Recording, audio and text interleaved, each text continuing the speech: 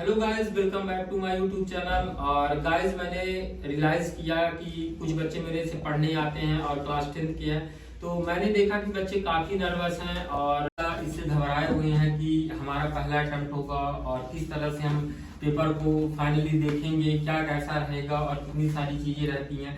तो हमने सोचा कि हम भी लगातार 10 सालों से कोचिंग पढ़ाते हैं और जैसे ही हमारा 12th पास आउट हुए थे तो हमने कोचिंग शुरू कर दी थी।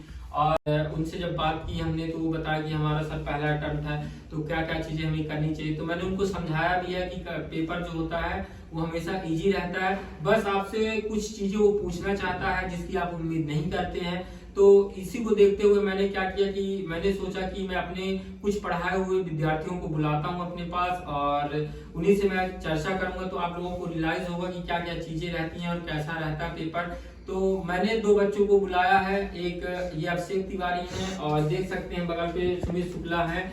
और अभिषेक तिवारी की अगर बात की जाए तो ये बाल भारती स्कूल रीवा में पढ़ते हैं और बाल भारती स्कूल आप जानते हैं कि मध्य प्रदेश में है। तो चलिए हम इनसे चर्चा करते हैं कि इन्होंने तैयारी कैसे शुरू की और क्या क्या चीजें इन्होंने एक्सपीरियंस किया, और ये भी चर्चा करेंगे कि क्या क्या इनसे गलती हुई जिस कारण से कुछ कमियां रह गई थी। और ये हमेशा हमसे बात करते रहते हैं कि सर अगर कुछ हमने कमी ना किया हो तो शायद 100 में से 100 भी आ सकते थे। तो चलिए आज इनसे हम बात करते हैं और आप लोगों को समझाने की कोशिश करते हैं इस वीडियो के माध्यम। तो चलिए आपसे पहले हम ये क्वेश्चन करना चाहते हैं कि आपने पढ़ाई कैसे शुरुआत की और किन दिनों से आपने ये मेहनत करना स्टार्ट कर दिया था।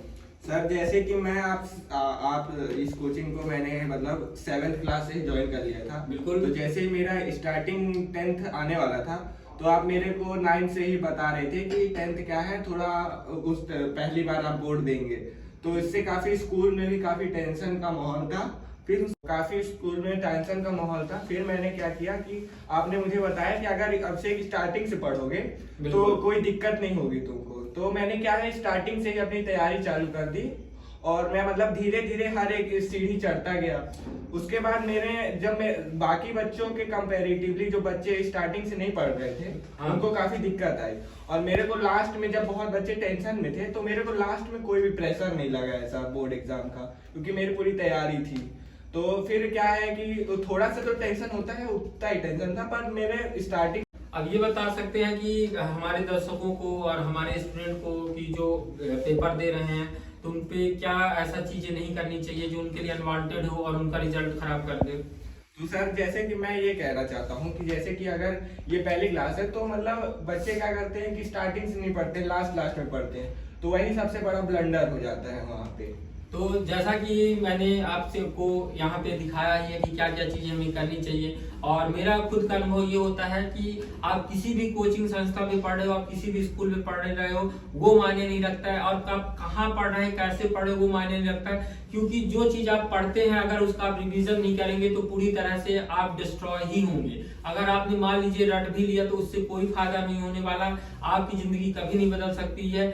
तो हम आते हैं अपने नेक्स्ट स्टूडेंट की तरफ और इनसे भी हम एक्सपीरियंस लेना चाहते हैं कि इन्होंने कैसे तैयारी की और किन किन परिस्थितियों में इनको तैयारी करनी पड़ी और क्या इन्होंने गलतियां की और क्या इनकी जिंदगी में अच्छा रहा। तो चलिए हम इनसे बात करते हैं। तो सुमित, बता सकते हैं आप कि आपने तैयारी कैसे शुरू की थी।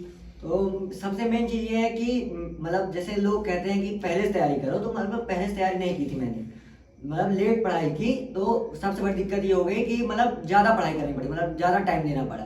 जैसे पहले से जो लोग पढ़ते हैं तो उनको मतलब कम पढ़ना पड़ता है कि 2 घंटे 3 घंटे, लेकिन जब मैंने लेट पढ़ाई चालू की तो हमें मतलब 8 से 9 घंटे पढ़ना पड़ता था। इसलिए थोड़ा रिजल्ट भी खराब हुआ। मतलब जैसे बच्चे पहले से पढ़ते हैं तो उनको रिविजन करने का टाइम मिल जाता है, लेकिन मतलब लेट पढ़ाई करने के कारण रिविजन करने का टाइम कम था। तो इसलिए मतलब पहले से अगर पढ़ोगे तो आराम से मतलब रिजल्ट बन जाता है। से मिलके और बात करके काफी अच्छा लगा। और मैथ की अगर बात की जाए तो मैथ में भी इन्होंने काफी कवर किया था और रात रात भर इन्होंने पढ़ा था। तो आप बता सकते हैं कि आपने रात जब एग्जाम टाइम चल रहा था तो आपने कितने घंटे की पढ़ाई की थी, क्या रिवीजन किया था, क्या आपने नए क्वेश्चन लगाए थे या नहीं लगाए थे, उसके बारे में हम चर्चा करेंगे। तो मतलब नया क्वेश्चन क्या है कि दो मतलब सीबीएसई में जो है अपने तो वो स्टैंडर्ड और बेसिक है। तो अगर स्टैंडर्ड ले रहे हो तो नए क्वेश्चन मतलब हर बुक से लगाने पड़ते हैं, क्योंकि उसमें हाई लेवल क्वेश्चन पूछते हैं। और मतलब बेसिक लो तो उसमें बुक के क्वेश्चन ज्यादातर रहते हैं। तो मतलब रात और हमारे पास काफी बच्चे आते हैं, लगभग 20 से 25 बच्चे आते हैं जो एमपी बोर्ड के भी होते हैं, सीबीएसई के भी होते हैं। और अगर हमारी बात की जाए तो हम अपने एक्सपीरियंस कई बार शेयर कर देते हैं, पर मैंने सोचा कि इस बार बच्चों का एक्सपीरियंस दिया जाए, बच्चों ने क्या क्या चीजें की और कैसा क्या रहा।